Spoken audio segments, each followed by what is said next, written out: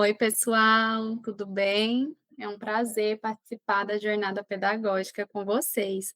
Eu me chamo Bruna Araújo, eu sou graduada em Pedagogia pela Universidade Federal da Paraíba, a UFPB, sou graduanda em Psicologia pela FPB e sou especialista em análise do comportamento aplicado.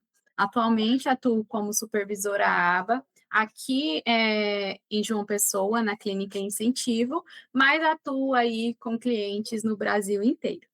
E recebi o convite, né, para trazer um pouquinho sobre a temática, que é falar sobre equidade nos resultados da aprendizagem.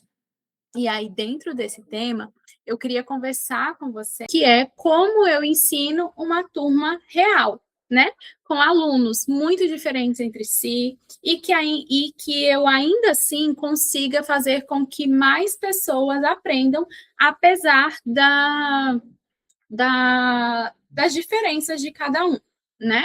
E aí, por que a gente vai falar sobre o DUA? Se a gente parar para pensar no modelo tradicional de aula, ela costuma funcionar mais ou menos assim. A gente prepara uma explicação, passa o exercício, faz uma prova e espera que todos respondam de uma forma relativamente parecida. Só que na prática, a gente sabe que os alunos, eles não chegam na nossa sala de aula iguais, né? Na mesma sala, nós vamos ter alunos com dificuldade de leitura, alunos com TDAH, alunos com TEA, alunos com defasagem muito grande, alunos que aprendem muito rápido, alunos desmotivados, alunos com algumas questões emocionais e por aí vai, né? Então, o que eu queria iniciar era com uma ideia que eu considero relativamente simples, né?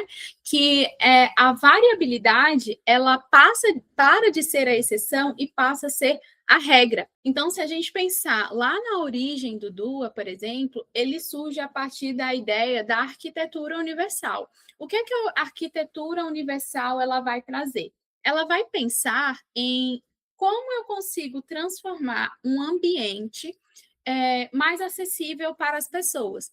Então, por exemplo, se eu tenho um lugar que para eu acessar eu preciso subir escadas, por exemplo, várias pessoas podem ter uma limitação que as impeçam de acessar aquele local.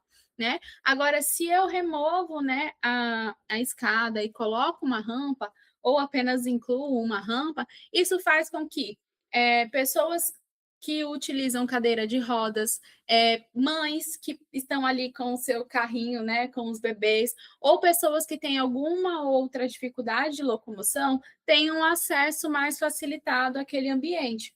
O mesmo pode ser considerado para portas um pouco mais largas, né? Então, se eu consigo utilizar as entradas de forma mais abrangentes, eu consigo fazer com que mais pessoas tenham acesso àquele local. Então, a lógica que o DUA vai apresentar aqui dentro dessa proposta é a mesma, né? Isso de retirar as barreiras, ela é muito importante, porque muitas vezes a equidade ela é confundida com facilitar a vida do aluno. Mas equidade não é dar menos ao aluno, não é cobrar menos. Equidade é dar aquilo que o aluno precisa para acessar o mesmo objetivo. Tem uma imagem que eu gosto bastante, que são três menininhos, né, de alturas diferentes, e eles querem assistir ao jogo de futebol que está passando. E aí existe uma barreira, né? Um muro que fica entre eles. Então, se eu. E aí existem alguns bloquinhos, como se fossem degraus, né? Que a gente poderia colocar ali e subir.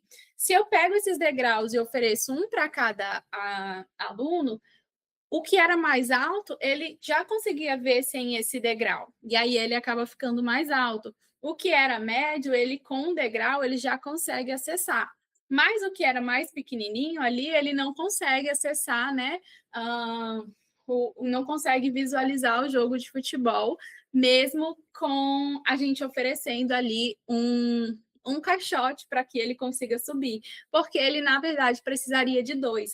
Então, eu gosto muito dessa imagem, eu vou ver se eu consigo mandar aí para vocês de alguma forma, para que vocês tenham acesso, mas é uma imagem bem famosa, provavelmente vocês já viram aí na internet, que eu acredito que retrata muito bem o que é equidade, que é essa ideia de a gente realmente oferecer para os alunos aquilo que eles realmente necessitam.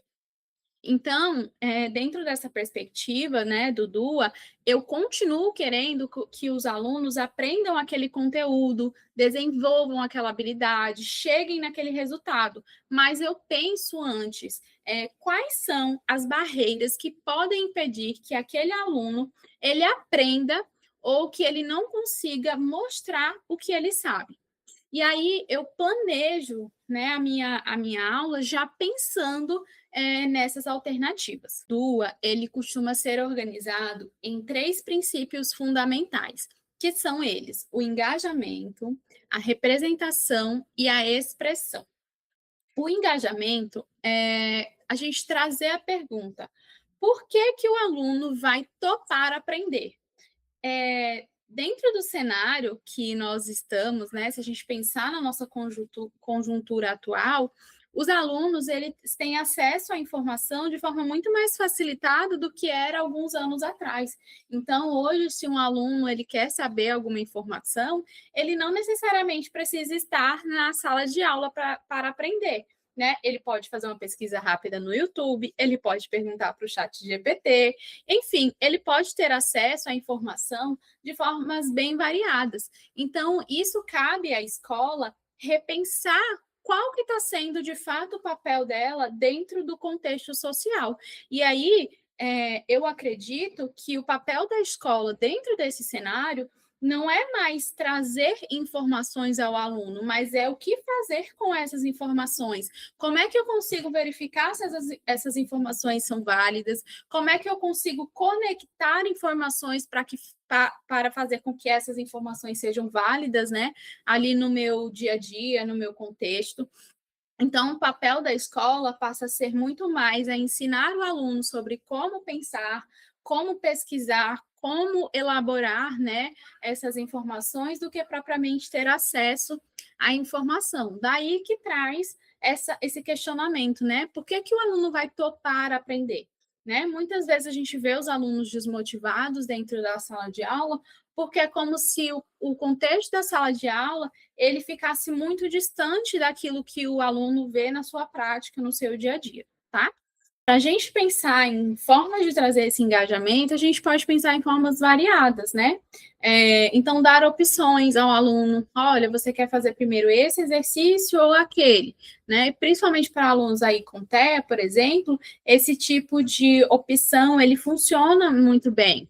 Variar a forma de apresentar atividade também, né? Então, hora fazer uma atividade individual, hora fazer uma atividade em dupla ou em grupo.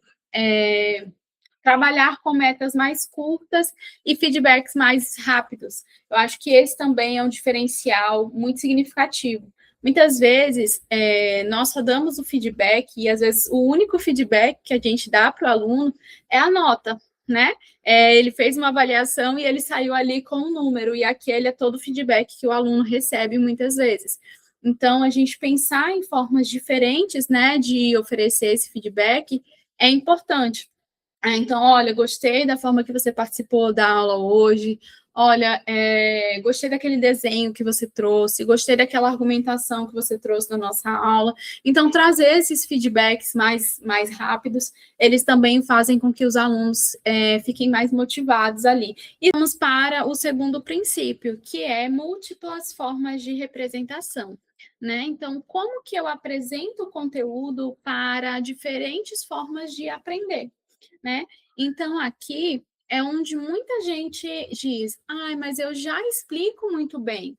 Só que do ponto né, do DUA, às vezes o aluno não aprende, não é porque você explicou mal, mas porque aquela forma de apresentação não foi acessível para ele.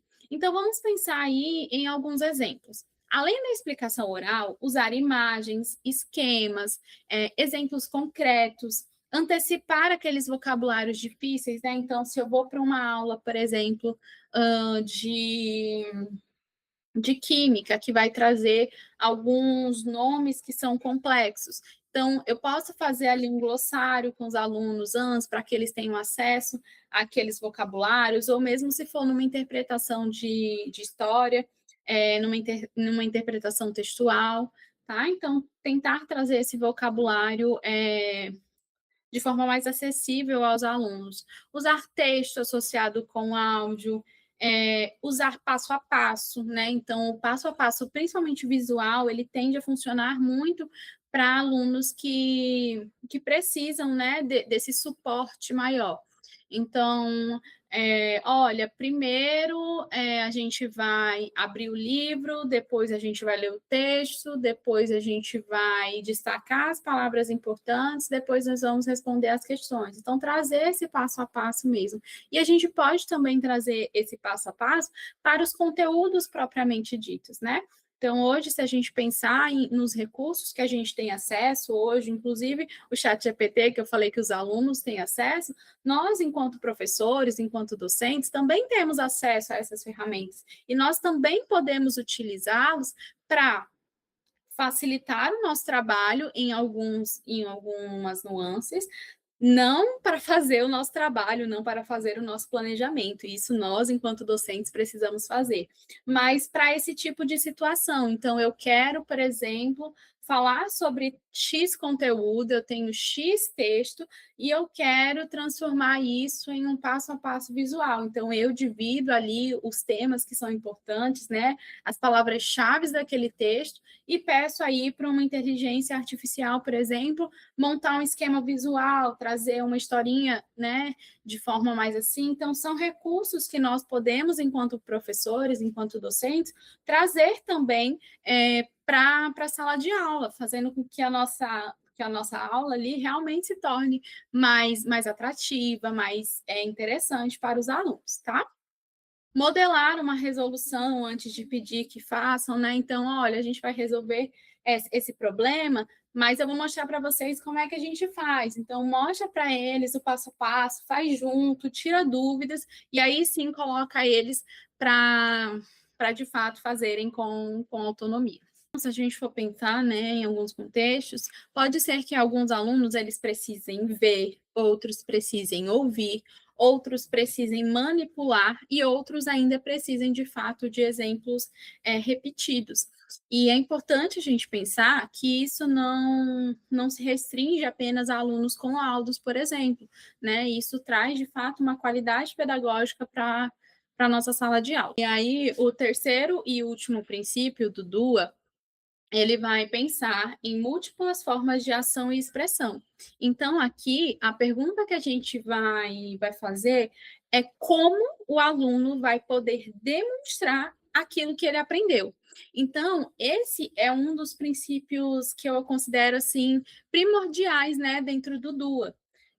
Porque ele vai trazer a questão da equidade nos resultados, porque muitas vezes o aluno ele até aprendeu, mas a forma que a resposta está sendo exigida acaba virando uma barreira. Então, se o aluno, por exemplo, tem dificuldade na escrita e a única forma de avaliação que a gente tem é a escrita, provavelmente o aluno vai tirar uma nota baixa. Mas isso não significa necessariamente que ele não conseguiu aprender o conteúdo. Então, se a gente for pensar em alguns exemplos práticos, se o nosso objetivo, por exemplo, foi compreender um texto, talvez o aluno ele possa responder de forma oral, com palavras-chave, com um desenho, mais uma explicação, com alternativas de marcar X, construindo ali um mapa mental. Já se o objetivo for, por exemplo, uma resolução de um problema matemático, talvez ele possa explicar a lógica, né, em voz alta, ele possa usar materiais concretos para mostrar como ele faria, fazer, né, em etapas com conferência, né, então ele faz uma parte, a gente confere, depois ele continua, né, então vejam que dentro desse processo o objetivo ele continua sendo o mesmo, O que muda é o caminho e o formato da resposta. Então, se a gente for pensar assim num cenário comum, né, da sala de aula, vamos pensar aí numa atividade de identificar a ideia principal do texto e as informações explícitas ali de um texto curto. Num formato tradicional, a gente ofereceria, né, o texto, todo mundo leria o mesmo texto, responde as mesmas perguntas, do mesmo jeito e no mesmo tempo.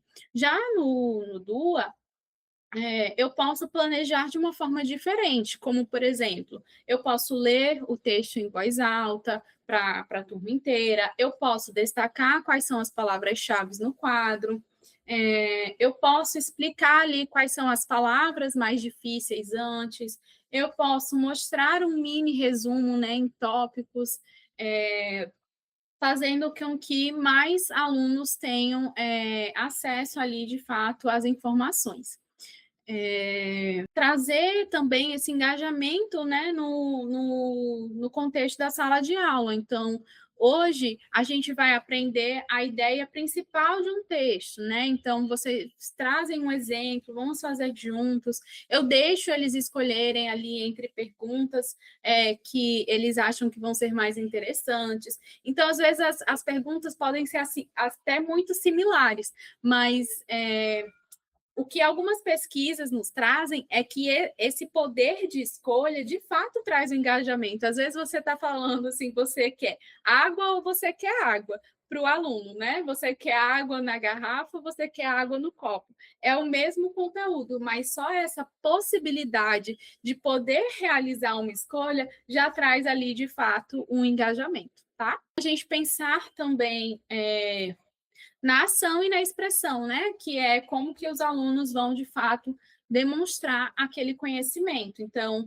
eles podem responder, alguns podem responder escrevendo frases, outros podem marcar, né, as alternativas, outros podem responder de forma mais oral, para vocês primeiro e depois registrar, né, junto. Eu posso ter uma versão com menos itens para avaliar o mesmo objetivo. Então, isso aumenta as chances de que mais alunos realmente aprendam e consigam, de fato, demonstrar o conhecimento. E eu sei que pode trazer, dentro dessa perspectiva, a ideia de que, poxa, então eu vou ter mais trabalho, né? Parece que é a sina do professor, sempre ter que trabalhar um pouquinho mais. Mas eu acho que o DUA acaba trazendo uma certa virada. A verdade é que o DUA, quando ele é bem compreendido, ele acaba economizando energia lá na frente, porque ele reduz aquelas situações de o aluno não acompanha e se desregula na minha sala de aula, ou o aluno ele não faz porque ele não entende o que é para fazer. O aluno não sabe, quando na verdade ele ainda não teve acesso, né, àquele conteúdo, àquela informação. Ou aquela necessidade de sair adaptando, correndo, adaptando cada atividade, né?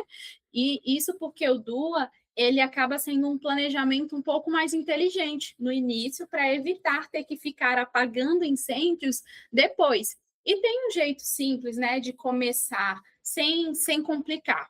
Então, a gente pode iniciar o nosso planejamento utilizando o DUA a partir de algumas perguntas, 3 perguntas básicas. Pensando na sala de aula que você tem, pensando nos alunos que você tem, quando você for fazer o planejamento, faça essas perguntas. Primeiro, como que eu vou garantir que todos tenham acesso ao conteúdo? Então, o ideal seria que a gente pensasse em pelo menos 2 formas de apresentar. Vai ser oral, e eu vou trazer imagens, eu vou trazer um vídeo. Então, sempre tentar trazer aí pelo menos 2 formas de acesso ao conteúdo. Eu sei que isso não é possível para todos os conteúdos, tá? Respirem, mas tentar fazer disso uma prática vai fazer com que vocês tenham cada vez mais facilidade nesse processo. Segunda pergunta: como vou manter mais alunos engajados? Né? Então, eu vou transformar em metas mais curtas? Eu vou dar feedbacks mais rápidos? Como é que eu vou fazer para deixar esses alunos, de fato, engajados ali dentro desse processo? E terceira pergunta, como os alunos vão poder mostrar aquilo que aprenderam? Então, mais uma vez, vamos pensar em pelo menos duas formas que esses alunos eles possam demonstrar aquilo que... O que eu gostaria também, né, de falar, então a gente vai fechando já esse momento, mas eu queria primeiro deixar uma mensagem, né, que quando a gente fala de qualidade, a gente fala de ensino bem planejado, né? Ensino claro, estruturado e eficaz. E quando a gente fala sobre equidade, a gente fala em garantir que as diferenças dos alunos elas não virem barreiras de aprendizagem, tá? Então, o desenho universal para aprendizagem junta duas coisas, porque ele parte da ideia de que o ensino bom não é o que funciona para alguns, é o que cria condições para que mais alunos eles consigam de fato aprender. Então, se eu pudesse resumir o desenho universal para a aprendizagem em uma frase, seria: planejar para a diversidade é planejar melhor para todos. Tudo isso que eu trouxe, né, dentro do desenho universal para a aprendizagem é um panorama, uma metodologia, né, de ensino, mas compreendendo que vão haver alunos com necessidades ainda mais específicas. E aí, para esses alunos, é essencial que a gente pense aí num planejamento mais individualizado, onde a gente vai pensar no PEI do aluno, a gente vai pensar nos objetivos específicos, né, desse aluno, em metas que vão ser mais direcionadas para esse aluno, em atividades que realmente vão ter que ser pensadas de forma mais individualizada. Mas, à medida que a gente consegue trazer o DUA, pode ser que a gente amplie aí a possibilidade que essa necessidade da individualização ela possa ser reduzida aí de forma significativa. Bom, é isso. Eu gostaria de agradecer, né? Espero que ajude vocês aí a pensarem em algumas estratégias possíveis, que sejam realistas, né, e aplicáveis. Isso que a gente vai construindo uma escola onde os alunos, de fato, consigam aprender, participar e avançarem. Se vocês quiserem ter mais informações sobre educação inclusiva, sobre inclusão, nós temos lá no Instagram da Clínica Incentivo vídeos todos os dias falando, inclusive, sobre contextos da sala de aula, e temos o canal no YouTube e um blog também. Então, fiquem à vontade para ter acesso aí às informações e qualquer coisa estamos à disposição. Um abraço e tchau, tchau!